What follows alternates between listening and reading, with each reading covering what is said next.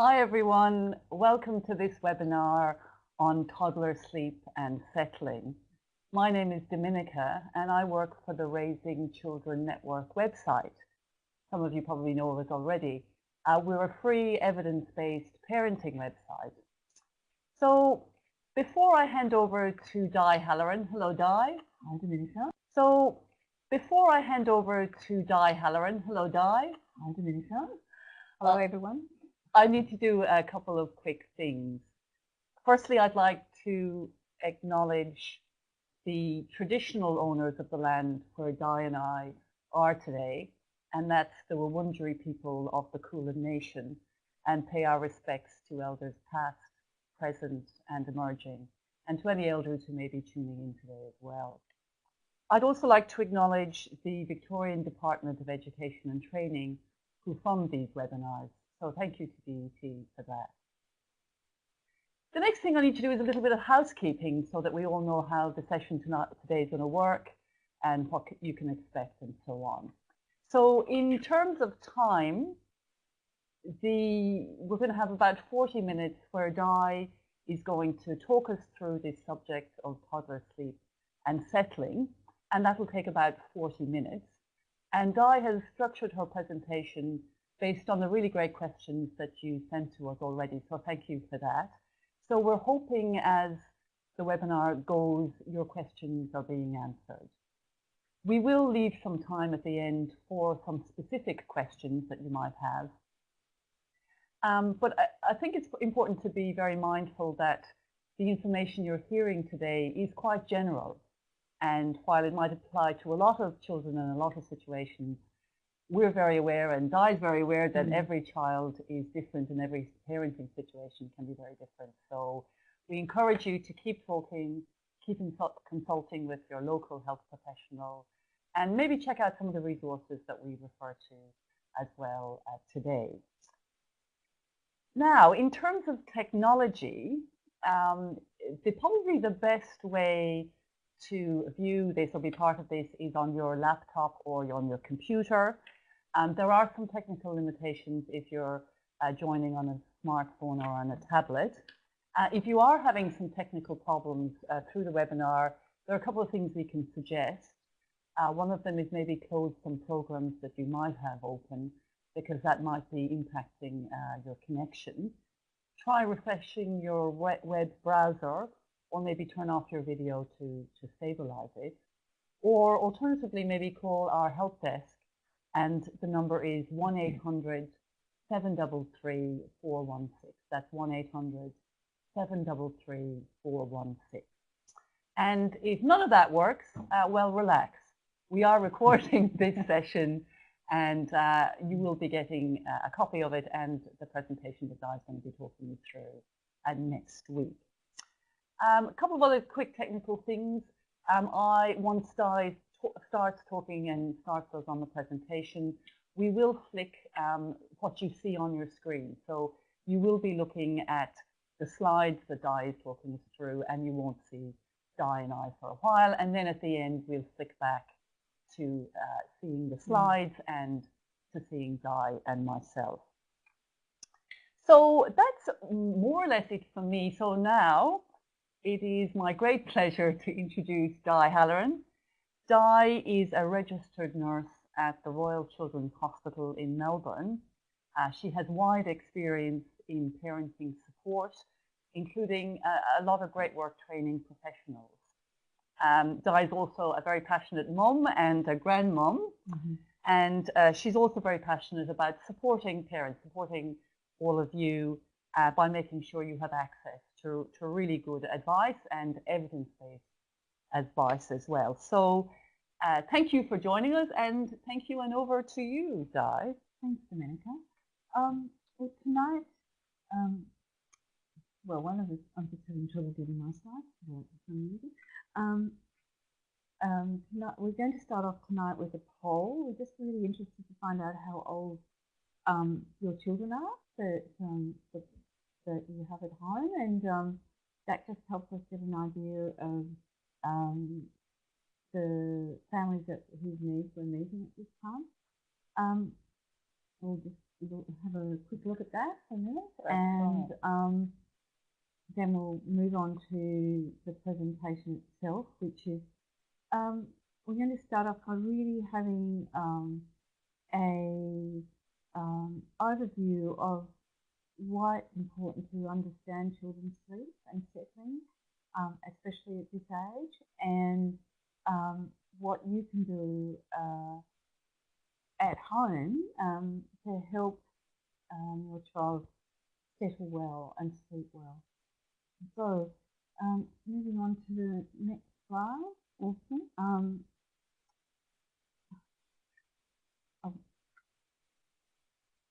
Okay. So the webinar today, so why is it important to know about children's sleep? We know that children who sleep well tend to learn well, and they're able to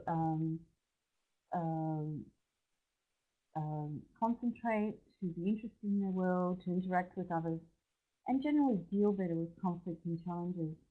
But children who, and especially toddlers, who are not sleeping or settling well, can struggle to learn, and they can struggle also to regulate their behaviour.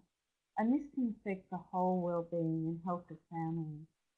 So with just that in mind, it's really important for us to really take the time to look at what we need to know around children's sleep and what you can do at home.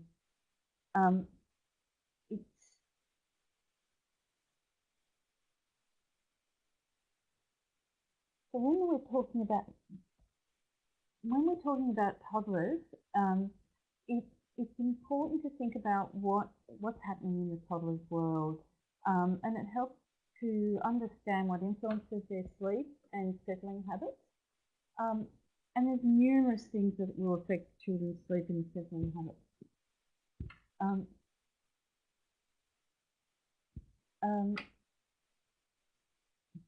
The first is relationships. And when we talk about relationships, we're talking about your child's relationship with you and your relationship with your child. And that relationship will affect the child's sleep. So, and that changes over time. By the end of the first year, usually you've developed a good understanding of your child, and they have an understanding of their attachment with you and your response to their needs. So it's really important to keep in mind your relationship and how well that's going, and how your child reacts when you're around, and what they like about being with you and what you enjoy about being with them. The other thing we need to be mindful of with toddlers and sleep is looking at their overall health and well-being, their nutrition and their daily activities. So what your child eats and how they're eating and drinking during the day will affect what happens at night. It's important to consider the child's diet and also their fluid intake during the day. If they don't drink enough during the day, whether it's breast milk or bottles, or whether they're taking fluid from a cup, especially as they're getting older, they'll be wanting to be fed more at night. So when you're looking at sleep, think also about nutrition and about their daily activities. What your child does during the day will affect their sleep at night. If it had a really busy day, often children will take time, maybe either be really tired or sometimes overstimulated and more difficult to settle. So it's, consider what's happening. Be prepared for an outcome in relation to what the child's nutrition activities are. If we think about your child's overall biological development, there's lots of changes that happen between 12 months to 3 years. And you'll notice your child learning to crawl. Most children by 12 months or at least are starting to crawl. Many are walking. Many are learning to pulling themselves up to standing, or being able to try and get themselves up steps. They're much more coordinated. And this all has ramifications for sleep, because a child that is learning to pull themselves up to standing will often find themselves pulling themselves up to standing in their cot. And that can happen at any time during the night or day. And often they can get themselves up, but they can't get themselves back down always. So that will take a bit of time and for them to develop more skill around getting up and down. They may get up and then they'll start screaming out because they'll want you to come and get them back down. What's happening in your family also needs to be considered when we're thinking about sleep. So changes in your child's routine or their carers can affect their sleep pattern. You know, if your child is starting in an early education care centre, or maybe grandparents are helping with caring for your child, then this can affect their sleep. If children are in care for long periods during the day, it's important to get to the early childhood centres to understand your child's sleep pattern, and so that they follow your direction in relation to your child's sleep. But they need to be also mindful of the child's needs. Often children in early childhood care and education services are very busy and get tired and often sometimes need more sleep than they do at home. The same thing goes when the children are in care of grandparents or a relative. It's important to make sure that what you would do with your child is followed by either the grandparent or the relative helping with care. Often if they're out of home care for periods of time during the week, they'll want probably more attention from you in the evening because they just haven't had that one-on-one time with you. Other factors to consider about sleep is if you've got big changes in your family, such as moving house or the arrival of a new baby. 2-year-olds especially are not always that happy to share their parents with another child. So it's important to be aware of those sort of changes that can happen in families. And you know, you may have had a 2-year-old who was sleeping well, and I've had some feedback about my microphone, so we're just trying to see if we can fix it. Okay, hopefully that sounds better. And we've had some feedback, yes, that is better. Oh, so good. Thank you. Thank you for that. So Di, we were on, other factors. Yes. Yeah, so yeah. I'm just, the other thing to consider also is the periods of rapid development that happen during this time between 12 months and 3 years. So there's lots of brain development happening. Brain development supports the increased mobility and independence of the toddlers at this time. You'll see your toddlers' language developing and their language skills develop and their play evolves, and this can impact their sleep habit. Their brains are quite active at this time. So now with their new language, they're able to call out from their cot. They can also tell you if they're feeling tired, or they also may resist and protest about having to have a rest. They now can use this increased mobility to climb out of their cots and into a bed. So they can either climb into their own bed or they can climb into your bed. So it's sort of this, we often hear, and we've certainly seen feedback from parents who have registered that for this workshop, that one of the big issues is children getting out of their beds and climbing into the parent bed. And that came up a lot in some of your questions. It has, and you know, if that's happening, if you can, it's really important to intercept them before they're actually into your bed, and it's easy to go back, take them back to their bed and spend some time getting them to resettle within their own bed. We'll talk about this a bit more in depth in relation to routines and nighttime settling.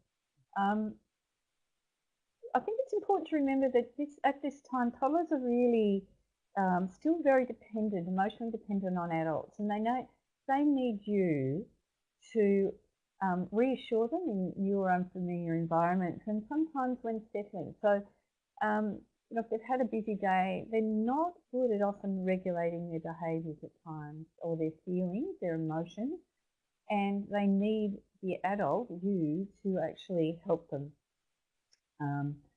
settle.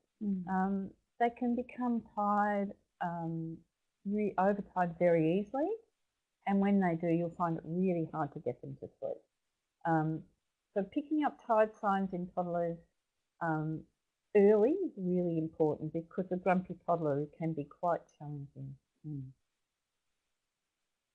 So by about between 2 and 3, most children have developed really sound language.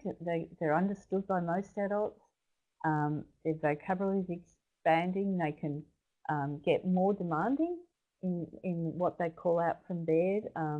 They can have multiple requests, and so some of the settling routines that we talk about is around addressing those many requests before they actually happen. So it's sort of putting in place some tick boxes that to discourage the calling out and the numerous requests.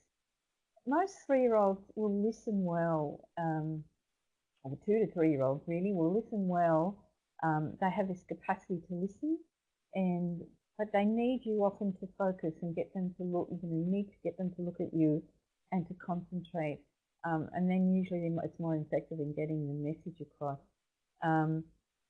Especially if they're tired and you're trying to negotiate with them about them needing a rest or a nap. They're often, certainly in the 3rd year, they're generally very well developed with their physical competence. They're usually sleeping in a bed by this stage, and they can get out if they choose. And again, it was one of those issues that was raised by parents at registration about children getting out of bed at night. I think the other thing to remember about children between 2 and 3 is that they like to be around you, and they often want to delay going to bed.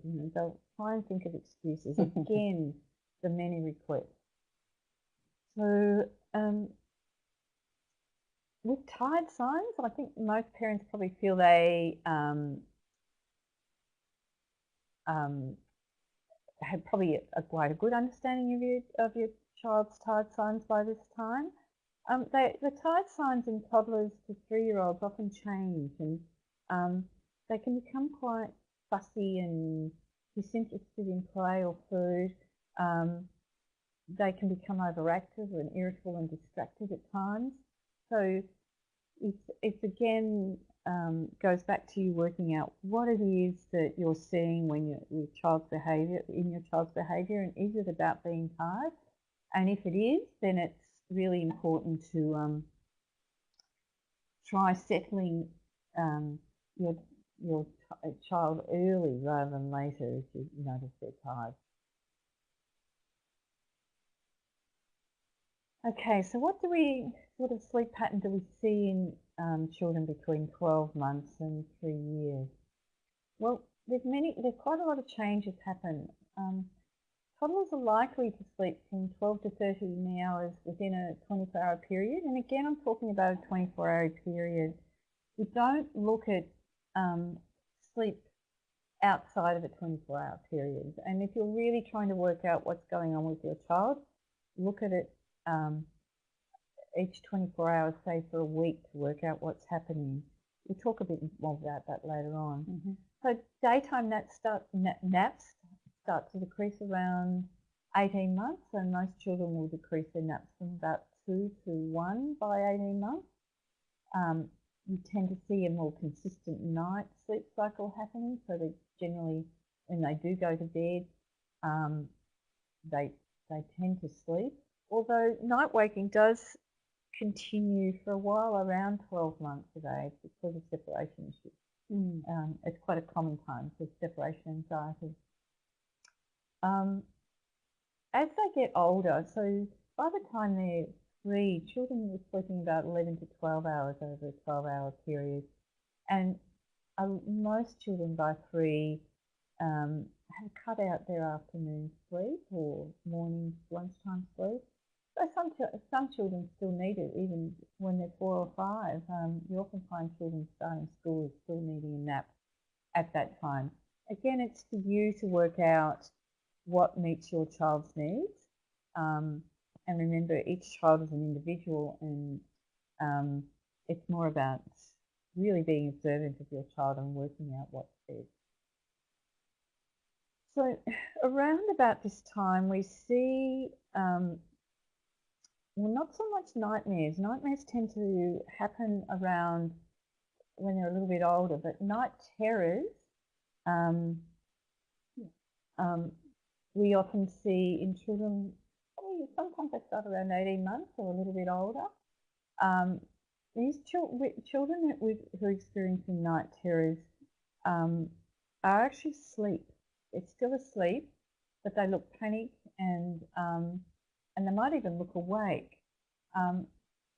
It's really frightening for parents or grandparents to observe this, and it's really important at the same time that you avoid waking your child if this is happening. They are actually still asleep. The most important thing to do is protect them from hurting themselves, and generally that's around falling out of bed. So it's around protecting the child, watching them. These can last up to 20 minutes or even longer sometimes. So it's quite frightening, often a lot of screaming and thrashing around. So it's not an abnormal occurrence. It's actually just a variation of normal inner sleep. Nightmares tend to reflect something the child may have experienced during the day or a very busy brain, and they wake up. Children who are experiencing nightmares will wake up scared.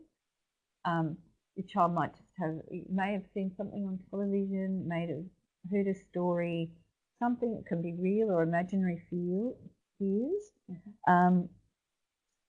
and they will require you to comfort them. So let's have a look at daytime naps. So preparing a toddler for daytime naps. As with both day and nighttime naps, it's really important to put some preparation into this. And that's about telling you and talking to your child. It's about noticing when they're tired and then taking the time to get them ready for sleep and rest and to reduce stimulation. You can do this by following a daytime routine that is aimed at reducing stimulation. And it can include explaining the sleep time, using a quiet and soothing voice, taking your child to their bedroom, closing the blinds and turning off the light, making sure they're ready for bed. They might need a nappy change or to go to the toilet, making sure they've got they're warm enough or cool enough, and then reassuring them, giving them cuddle and putting them into bed. Now, the important thing about that daytime routine is to be consistent and to make it predictable for your child. It sounds simple, but sometimes if a child is tired, it's actually hard to get it to happen. So what are the sleep settling problems we see in toddlers and children aged from 12 months to 3 years? Well, there's two types. There's medical and there's behavioural. And I think most of us as parents at different times have experienced problems with our children sleeping. And at least 30% of parents say that their child has a sleeping or settling problem. So don't feel alone out there. It's common. But it's there are some things we can do, and we'll look at what we can do now. So medical causes. Now, the most common medical causes for sleep is obstructive sleep apnea, and that can be associated with snoring or sometimes without snoring. Now, when we talk about obstructive sleep apnea, we're talking about when your child will have periods of stopping breathing or gasping when they're asleep. And these children tend to be very tired during the day as a result. They're often mouth breathers, and sometimes they experience behavioural problems. And if you're worried about your child having something like this, make sure they're seen by a medical practitioner. They need to be seen by a GP. The other thing that we see that causes problems with sleep, sometimes teething, but also that causes problems for sleep. Sometimes teething, but also ear infections, where children are experiencing a lot of pain due to viral or bacterial ear infections. And again, these children need to be seen by their doctor, and at least, and at times have some sort of pain relief. If you, as an adult, you've had sore ears, you'd really understand the pain that children experience with ear infections. The behavioural causes that we're looking at today are really often around limit setting, or what we call limit setting. So where children have difficulties going to sleep or getting back to sleep, where they're coming out of their room repeatedly, especially around bedtime, and they come out repeatedly and need multiple requests. Problems where your toddler will just go to bed late and sleeps in during the morning unless you wake them up. Situations where your toddler takes 30 minutes or more to fall asleep due to worry or anxious thoughts, and this is generally when they're getting a little bit older. And there could be, can be a multitude of reasons why they like these. And then there's toddlers who just can't fall asleep, really because they've got a busy brain, but they're not worried. They just can't relax. So there's a few different things we can do here. And certainly with toddlers that are certainly worried, then it's important to talk to them about why they're worried and look at how you can support them and reassure them in that stage. So toddlers can fall asleep easily if you're present and struggle if you're absent. And there's certainly been quite a few parents who have asked how do you settle your child without you being present. Is that the whole issue about them struggling to get back to sleep when they wake during the night, and some wake very early in the morning, because they can now talk and call out, they alert you to the fact that they're awake. Then you may find that you're experiencing problems around setting limits, around bedtime routine, or not established a routine. So this is a form of sleep association. If you're finding that your toddler needs you to get them to sleep, to be in the room, to be sitting there, and then when they do wake during the night, they want you to resettle them in ways because they haven't learned to be able to do it themselves. So, and they haven't developed the skill to do it themselves. So there needs to be a little bit of work there, and we could talk about that a bit later on around some of the interventions you can use to break this cycle of sleep association, if that makes sense. But when we talk about sleep associations, we're talking about those habits that have developed often in that first year in an attempt to soothe your baby or your children to sleep. So often many of you have been feeding your baby to sleep, whether it's breastfed or bottle fed. Many of you have been patting or rocking or nursing your baby to sleep. And by 12 months, and certainly by 2 years, they're a bit big to be doing that. They're heavy, and it's exhausting. And often, many of you may have a second child coming, and it's important to be able to get them to have that capacity to be able to get themselves to sleep. So the special attachment they have to one person we call a sleep associations, and they're certainly not a problem when the babies are really little. Babies need to be held, but as they get older, it can be a problem. So what action can you take and what information do you need? So if you think your child might have a sleep problem, then perhaps keep a sleep diary and think about the problem. How long has it been a problem? If you've been trying to deal with problems around your child resettling, and how long has that been going? If it's only been going for a few weeks, it may be just a hiccup because maybe they've been ill. But if it's been going for a bit longer, then usually we look at it over a month. So you have a look and start keeping a diary about how long it's been going for. Have you been able to set up a sleep routine at all? A bedtime routine? What time have you got in place to get your child to bed? Does it fit well with your family? Is there a sleep association? Does the child need to be rocked and patted? What does where do they sleep? Do they sleep, in a room by themselves, or are they sleeping in your bed? Are they sleeping with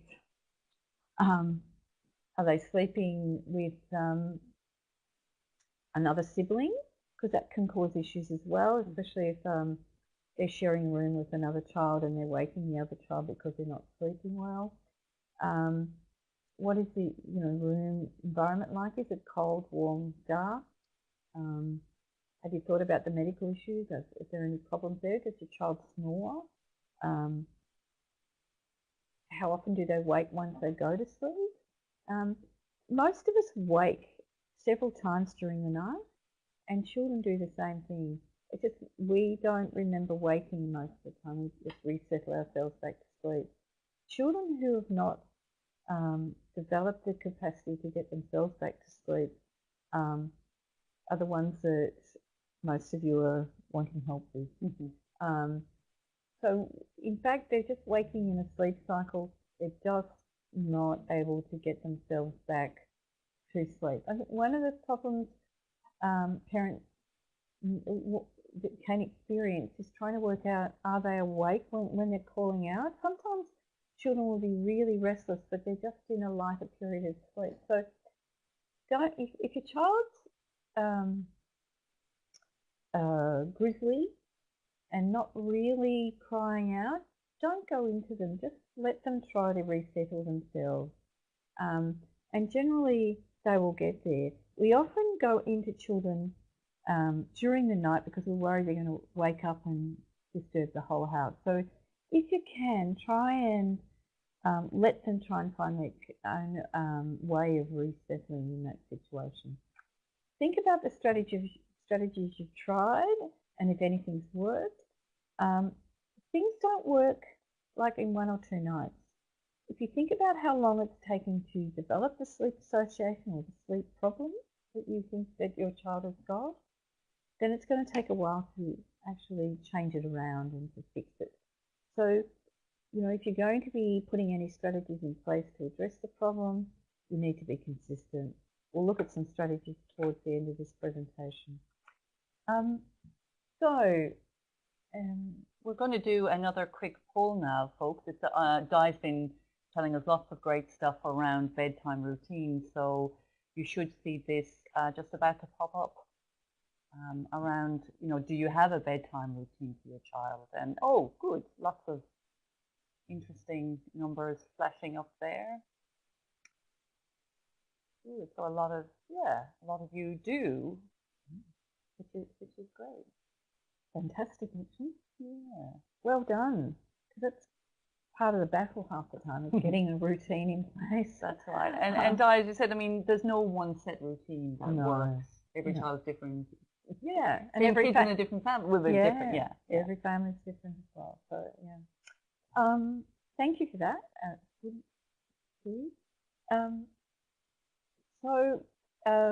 I think just a little bit about bedtime routines. Great to see you all doing well at implementing them. Again, it's around a consistent approach, consistent language. It's important to talk to your child about bedtime and talk to them, in the hours before bed. So, if your child's going to bed around 7, then maybe around 5 after they had dinner, talk to them about, okay, what are we going to do tonight? What book would you like to read? Do you want me to read you a book? Would you like me to sing to you? Or, whatever it is that you're putting in place as a routine for your family. It takes time. And again, it's around a consistent approach and consistent language when you're talking to your child. Those sleep messages that we talk about in the first 12 months, just keep building on those.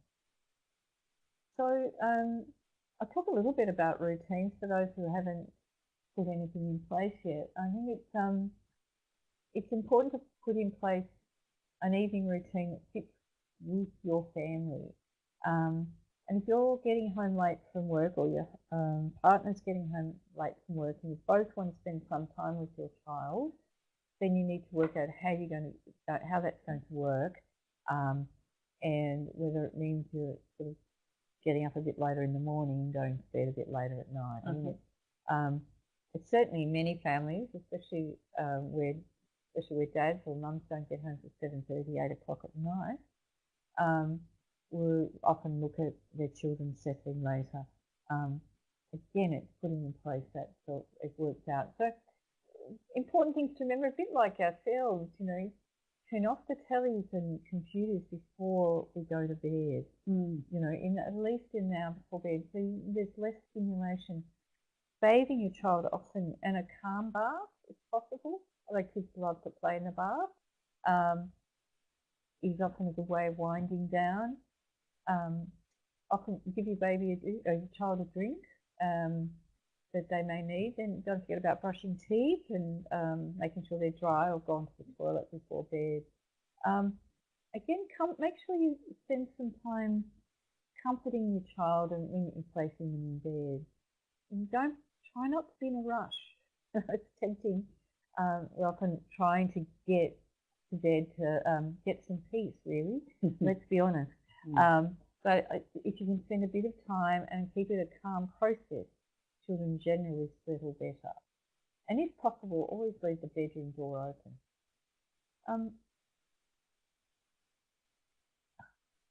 I just noticed that one parent was saying that their 2.5-year-old likes to wind down in front of a television. Well, I mean, if that works, it probably isn't the best way, but if it works, it works. You know? I certainly don't pass judgment on that. We do know, I think, you know, TV is probably nowhere near as, it's the use of tablets and phones at times that it's the blue lights that are associated with affecting children's and adults' sleep.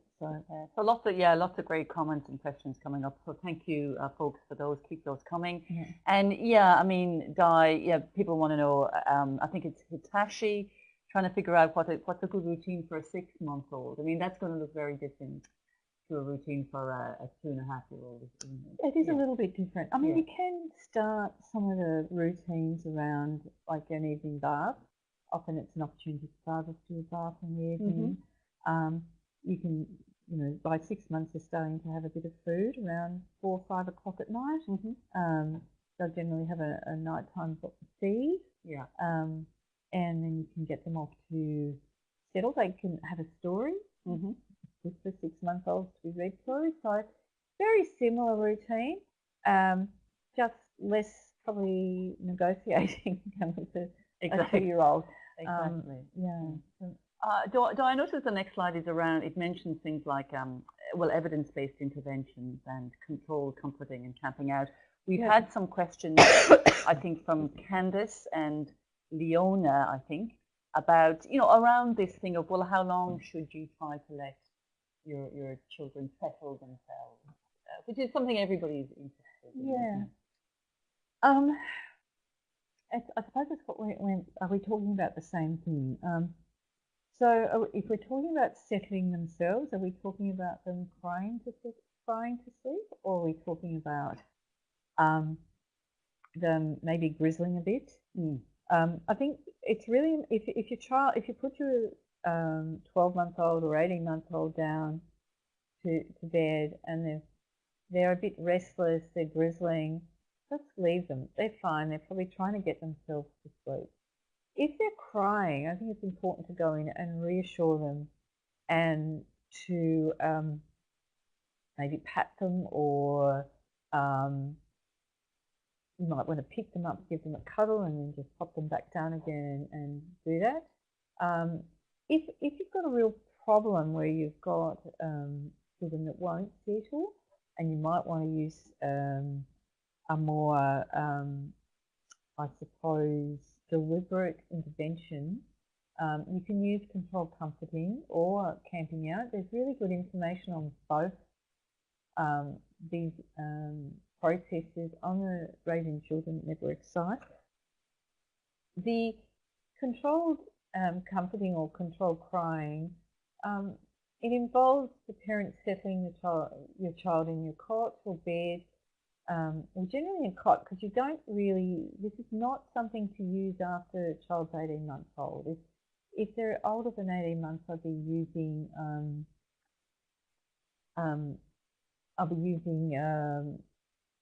Camping Out, which is around, and we will talk a bit more about that in a minute, but controlled crying, I think it's important to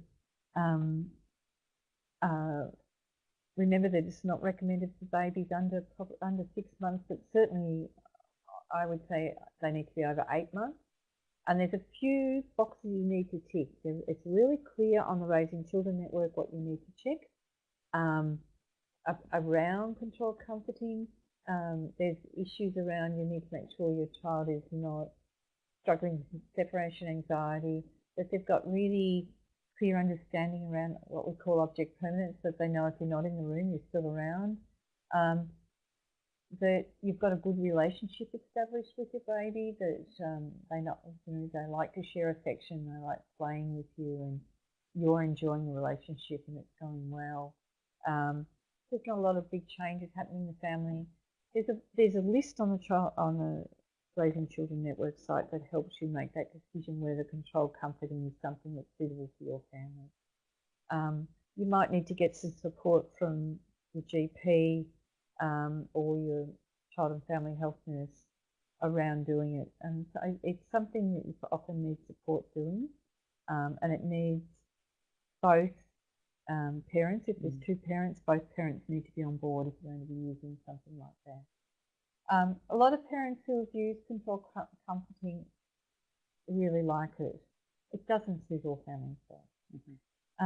Camping Out's a much more gradual approach. It's about sitting next to your baby, or your child I should say. Works well certainly with toddlers and 3-year-olds up to 3. Even older children sometimes. But it's about you gradually moving yourself out of your child's room and getting them to be able to settle without you around. It generally takes a few weeks. Sometimes it's much quicker. But it works well. It's got a good evidence base around it. I think it's probably a better way to go. I noticed there's questions on the chat room around the time with controlled crying. You can use a clock, or you can listen to your child.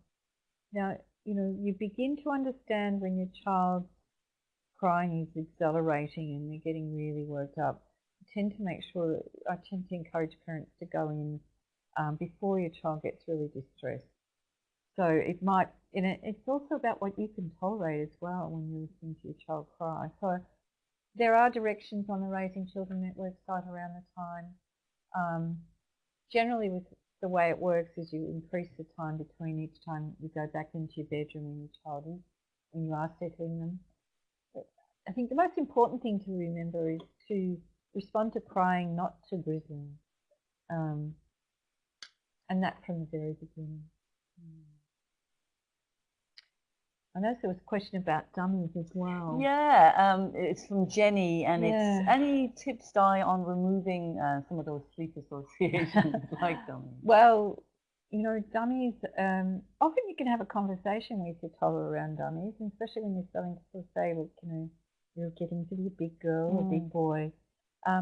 It's working out, how much comfort is involved in the use of a dummy. There's again some good information on the Raising Children Network site about removing dummies. Really, most of the time removing the dummy and knowing how long to leave it is around you as a parent, and often if you've been in a situation where you find yourself with the child in the cot with 5 or 6 dummies, then just start removing a few to start with, and then eventually, as your child gets older, we underestimate how much children understand. And an 18-month-old or a 2-year-old, you can sort of say to them, look, how about we put the dummy out for the dummy ferry, or we put it out and for Father Christmas or whoever else, you know, can use a bit of imagination or fantasy and just it disappears overnight. And often children don't care. We often, as I think as parents, put more importance on the dummy than the child has because it's been what we've used to be able to get the child to sleep. I think any sort of intervention that you're using with children, it's important to consider your child's temperament, their social and emotional well-being, as well as their physical and their cognitive development, you know, how they learn. It's, you know, what we sort of said before, it's important to take time to prepare your child for sleep. Whether you're putting an intervention in place or you're just putting a routine in place, that you know you take the time to put in place a good process. I mean, recently I was with one of my daughters who has got a 2.5-year-old who has just gone into a bed. It was great for a few weeks. They took ages preparing him to sleep, to go from cot to bed. And one of the good ways to do it in the beginning is, say, for their daytime sleep to be in the bed and nighttime sleep in the cot, and then gradually all their sleep in the bed. But he started to get out and she was holding the door closed to stop him coming out. And I said, well, was that working? And it wasn't. And I sort of said, well, sit down with him and just say to him, you can either sleep with the door open or closed. What would you like? And he wanted it open and he slept with it open. So it still pushes the boundaries every now and then. That's the business of 2.5-year-olds. They're into, I suppose, negotiating their way through life at times. And they're getting a greater sense of who they are, but they still need their parents to almost contain them at times and make them feel safe. So, you know, it's an evolving thing, sleep. It changes. Your child gets sick and their sleep will change. It's like one step forward and 2 steps back. Try to look at sleep as part of the big picture, not just in sleep in isolation.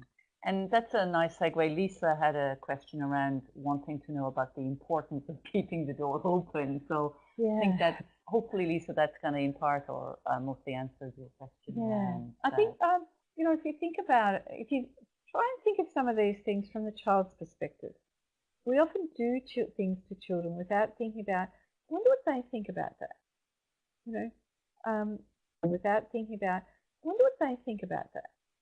You know, if I was a child, do I want to be in a room that's dark and by myself? The way our children sleep in bedrooms these days in a room to themselves is actually quite a new phenomenon for children. It never happened until probably 150 years ago. And you go to a lot of countries still where all the families sleep in the one room. So, you know, cots evolved because of a system in the United Kingdom where they had nannies and wet nurses. So, you know, we often, things that happen today, we often, we don't often think about what it means as a child. Yep. Great. So we've kind of come to the questions bit. And again, thanks for all the great questions that are coming up. We're going to flick back now so you'll be able to see Di and myself and then see some of the slides again when we need to. And we're back, hopefully. So thanks for that, Di. And I might just pick up on some of the questions that people had. So it might mean that I'll flick back to the earlier slides. Aileen, I think, had a question around, do children snore if they choose to sleep on their stomachs? Now, that is quite specific, I suppose. Well, it's probably just, if they're snoring on their tummy, it may be a positional thing. And, you know, if your child's asleep and they're snoring, if you tilt just move their head a bit and just see if they keep snoring. If they don't, then it's a positional thing. And if they're around 18 months old, the adenoids tend to grow. The adenoids at the back of the throat tend to grow around 18 months and get quite large. and children will snore around that time. Mm-hmm. But keep an eye on them, and if you're not sure, take them to your local family doctor, your GP, and get them to check out their adenoids and make sure they're not obstructing. Great. Stephanie had a question. We talked a lot about bedtimes and routines, Di. Should bedtime be the same time every night or adjusted? Yeah, that's something a lot of people are interested in. I think it's if you can keep it around the same time, I think it certainly is more predictable for the child and for yourself in ways. But you know, we need to be flexible. We need our children to be flexible in this world. So you know, it's I'm not going to say, you know, run home from a night out because you need to have your child in bed by 7. They need to work in with the family. And once you've got more than one child, then it becomes a bit of a juggling act anyway. So about getting children to sleep at a certain time. So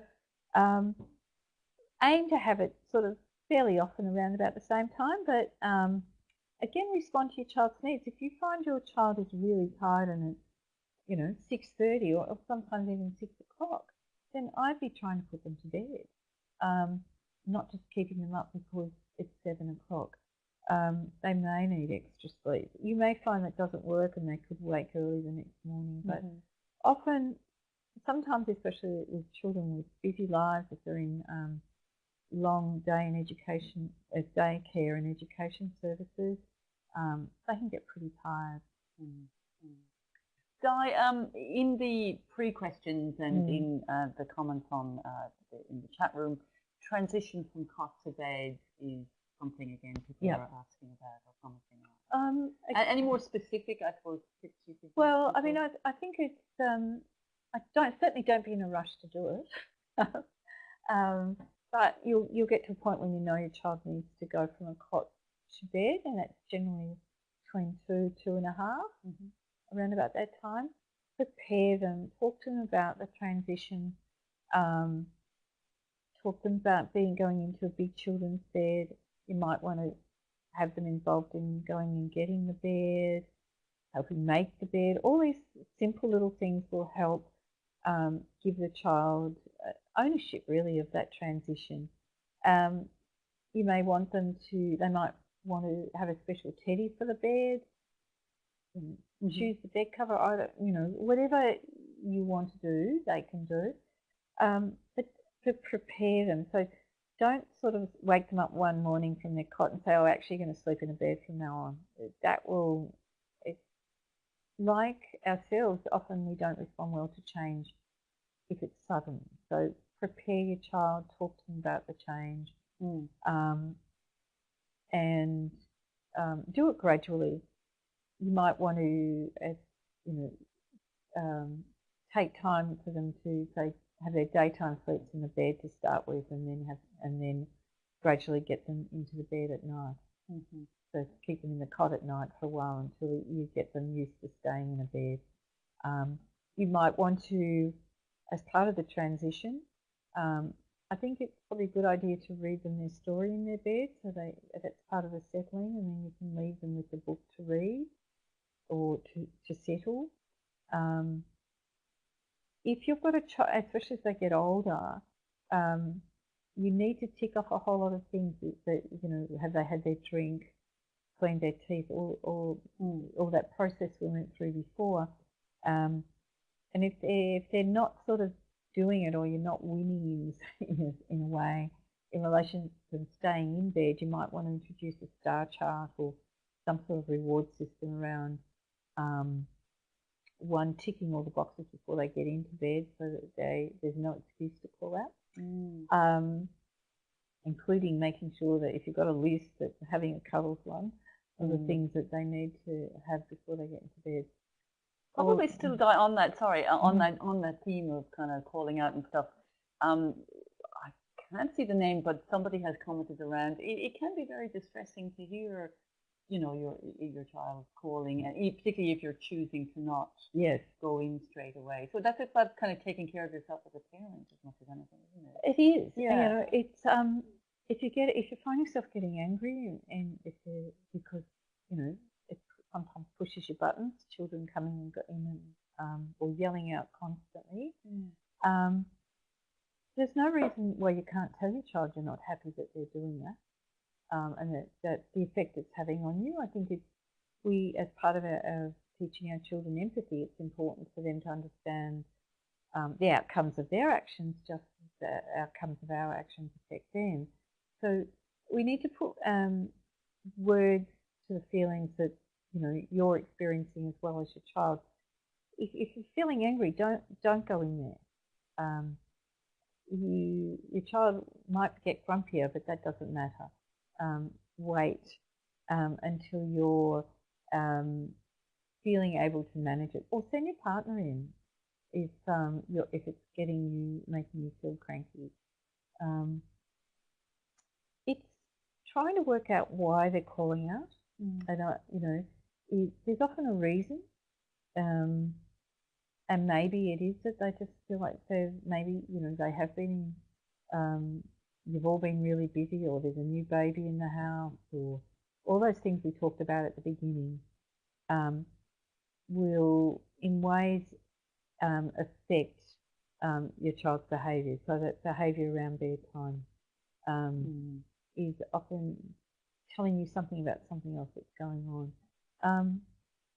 And sometimes it's just about any attention says and no intention sometimes.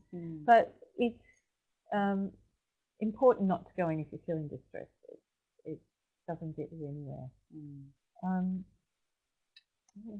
That's great. We might just pick up on a theme that is coming through, and that's around, and I think we've kind of been getting there in a way, about early waking. I mean, it's hard to have compassion if you have to get up at 4:30 in the morning. No, and haven't got up several times. It's not not an unusual problem either. And look, if your child's waking, I think if they're waking at 5:30, or if they're waking at 6, it's almost start your day then, because the battle is almost, it's probably not worth a battle. But if they're certainly waking at 5:30, I'd be trying to get them to resettle. But often if they've been asleep since 7 o'clock at night, then it's a real challenge, because it means they've already had 10.5 hours sleep. So it's trying to work out, do I need to push their sleep time back a little bit and see if they sleep later in the morning? Often they don't. And you find, especially in spring, the noisy birds wake up babies and children around 5:30. It's getting lighter of a morning. You could keep in mind that it's going to be daylight saving soon. It won't be 5:30 anymore, it'll be 6:30. But if you need to resettle them, you might need to go in and actually sit with them. If they're an older child, like 3-year-old, 2.5, 3-year-old, then you can actually say to them that they can't get out of bed until the sun's up. You can start sort of negotiating around that sort of thing. A lot of parents just give up and the child goes in and gets into bed with them at 5:30 in the morning. They won't want to do that forever, but I know it doesn't make things easier, but sometimes it's sort of picking your battles and how much energy you need to try and resettle them for what is just an hour more. But Michelle has commented that she has a 15-month-old, and it ends up kind of in the bed with them, I think. So, Not an unusual occurrence. And it's often much warmer and much more pleasant to be in bed with the parent than in the cot by herself by that age. And it's safe with the 15-month-old to be in bed with their parents. It's okay if you can get back to sleep, and if they go back to sleep. If they're not sleeping, then again, it's probably about taking them back in and trying to resettle them. You might need to stand there and pat them back to sleep, or but if they've been asleep for 10.5 hours or 11 hours, then it's going to be hard to get them back to sleep. Great. Well, look, I'm sure we could talk for much longer on this, on this topic. But thank you for sharing your questions, and thank you. It looks like you're answering questions for yourselves in the chat room as well. So thanks for that. We've covered a lot of ground today on a very interesting and complex topic. Sometimes it can be hard to remember some of what you've heard or all of what you've heard. So that's where I'll just remind you that we are recording this session and we will be sending it to you, plus a copy of the slides Guy has taken us through today and next week. So feel free to kind of have a look at that and go back over the slides and the areas that are more interesting or of interest to you. Before I run out of time, can I say thank you again for joining us on this webinar. If you get a chance, if you could fill out that survey that hopefully you'll get a prompt for on your screens, that would be great, because that's our way of trying to make sure we're improving these webinars for you and that they're a better experience. So we'd be delighted if you could fill out those. I want to thank Guy Halloran for being our guru today. Thank you. Thank you, Guy. And I think that's it from us. So thanks again and have a good day.